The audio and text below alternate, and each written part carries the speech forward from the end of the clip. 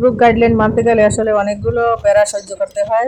দুইটা তিনটে করে ভিডিও দিতে হয়, পোস্ট দিতে হয়, ঠিক মতন ভিডিও ছাড়তে হয়। আসলে আমরা তো ঠিক মতন ভিডিও ছাড়তে পারি না, তারপরেও চেষ্টা করি শত কাজকর্মের পরও একটু ভিডিও দেওয়ার চেষ্টা করি। যেটু রান্নাবাড়া করি এখান থেকেই আমি ভিডিওগুলো দেওয়ার চেষ্টা করি।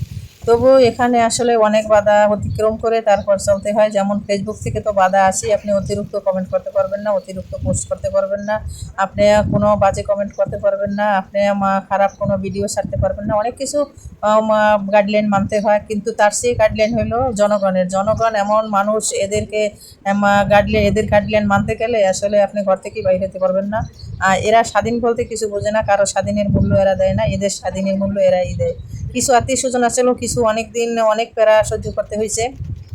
এরা নানান অজুহাত দিত এই ভিডিও ছাড়ার জন্য। এই ফেসবুক খোলার পর থেকে অনেক বাধার পর অতিক্রম করে আসছি, কিন্তু আশেপাশে কিছু লোক আছে, এরা আবার খোঁচা মারতে ছাড়ে না। এরা মাঝে মাঝে একটু খোঁচা মারে, ভিডিও করেন নাকি, মাঝে মাঝে খোঁচা মারে, কী রান্না করছেন দেখছি, কি বলছেন তা দেখছি। আসলে এই জিনিসগুলো মাঝে মাঝে ভাবতে গেলে আসলে ভিডিও করতে মন চায় না, তারপরও তালে যন্ত্রে আছি, এই কারণে ভিডিওগুলো করি। আসলে মানুষের ঘরে ঘরে হাঁটবেন, মানুষ আস্তে আস্তে হাঁটবেন, নানান কথা, নানান আপনার পাপ পূর্ণ আরও বেশি ভারী হবে। কিন্তু এখান থেকে আমি নিজে ঘরে বা ঘরোয়াভাবে কিছু রান্না করি, এখান থেকে ভিডিওগুলো ছাড়ি, তাও একটা তালে যন্ত্রে আসি, এগুলো নিয়েই আসলে আসি।